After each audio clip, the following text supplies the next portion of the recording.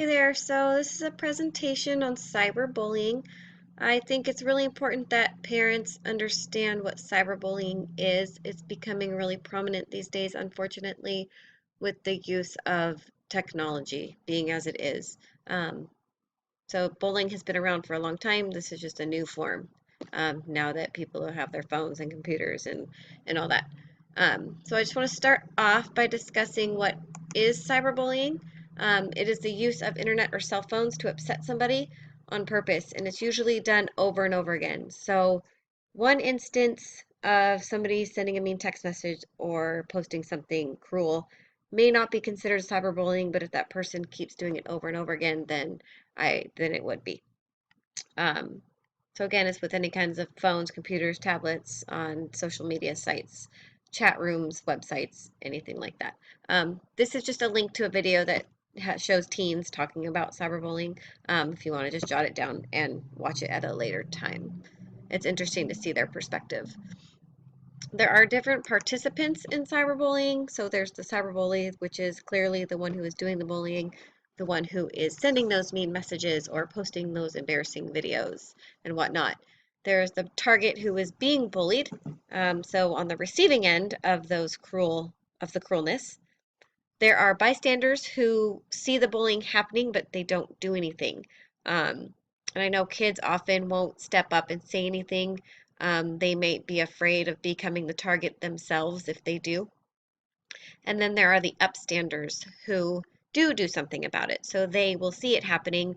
They will talk to their friends about it. Maybe friends who are being cyberbullied have shown them instances of it happening, and they will actually step up and they will tell an adult about what is going on. So they want to help. With all that comes empathy as well. Teaching kids about empathy, knowing, understanding what it feels like to be bullied. So if kids know how others feel when they're bullied, it may prevent them from becoming bullies themselves, and it might ensure that they step up to be upstanders instead of bystanders. If they understand how the other people are feeling about being bullied, may want to do something to help. Cyberbullying looks like many different things. It mean text messages, emails, IMs, posting threats online. You can spread rumors, embarrassing photos or videos on YouTube, on Snapchat or whatnot. There's all these things. There's also online polls where you rate kids as ugly, as pretty, as most popular, whatever you want to do. Kids come up with some crazy things, but it can be really harmful and hurtful to other kids. This is actually just a screenshot of a website I found from Chris Webster. It's actually really cool. You can go on and it tells you the different types of cyberbullying and what they all entail. So just a little more in-depth look. He also has another page that talks about very specific types of cyberbullying. So those would be outing, anonymity, exclusion, pseudonyms, masquerading, cyberstalking, harassment, flaming. So these are all different types. And again, here's a link that would take you to that page where you can then click on each item. It actually starts in like this office setting first, and then you go click on a bookshelf, and the bookshelf will take you to the books that will open up and tell you about the different things. So just a real quick overview of what they are. So outing is when you might print out the conversation that you've had with somebody that could be really personal, and then you spread it around to people. Um, Anonymity, posting things without your real name so people don't know who you are. Um, Exclusion, leaving kids out of peer groups that do not have phones, and then you might organize some kind of party that you don't invite them to, and then post something about that person online later on. There's also pseudonyms, so using a fake name or a fake email, so people won't know who you are. Or you might just use a screen name that nobody's familiar with, and then again, they don't know who's sending those threatening or mean messages. There's also masquerading when you pretend to be somebody else. So it looks like those messages are coming from elsewhere. There's harassment as well. So that's any type of offensive repeated messages. So if something happens once, it may not be harassment, but if it happens repeatedly, then it will be, and then that can lead to cyber stalking as well, which is just a type of harassment. And then there is flaming, which I don't. I'm gonna write that down. Hold on just a second. Sorry. Flaming is just when you have a conversation with somebody via text message, via instant messaging, and you then can screenshot it or you can manipulate it to change what was being said and then post it around and show it to other people. So this can be harmful because they might manipulate it in a way that shows the person they were having this argument with saying things they didn't necessarily say, and that can hurt their feelings and make them look bad when they really weren't. So that's flaming. So now that you kind of know what it looks like and all the different types of cyberbullying, there are just signs and effects of it, all negative.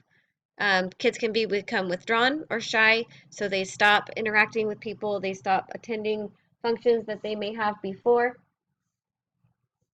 They may become depressed. They might be moody, so they're just up and down all over the place with their emotions. They might be overly worried about things. They become aggressive. They lash out. And of course, their self-esteem will become lowered. They will not think as highly of themselves as they once did if all this negativity keeps coming towards them and they keep getting talked about in a negative way. Their interest in school will lessen quite a bit. They just don't want to go to school. They don't want to face the people that are bullying them. They don't want to face everybody else who has seen the bullying occur, who has read these negative comments. They just don't want to deal with it. So they don't want to go to school anymore. Of course, that affects their grades, so their grades become a problem. They can also tend to be harmful to themselves. I know cutting is a big issue, more in middle school and high school, which is really sad. And then the worse, obviously, of that would be suicide, which does happen. Unfortunately, kids get to the point where they just can't take it anymore, and they've been so hurt over and over that they don't want to be any part of the life anymore, and it's really sad. So it is important to be aware of those signs um, for parents so they can tell if those changes have happened in their kid that maybe they're being cyberbullied. There are ways to help and prevent it. As a parent, know what social media sites your kids are on. Know their screen names, know who they interact with. Be involved.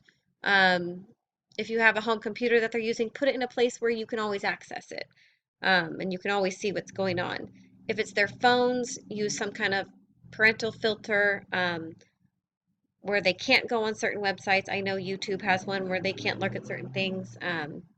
Just be involved and know what they're doing online at all times because you will know if there's something going on that shouldn't be. Again, know the different types of cyberbullying, what they look like, and most importantly, just talk to your kids about it. Talk to your kids about what cyberbullying is. Explain the consequences of it, how hurtful it can be.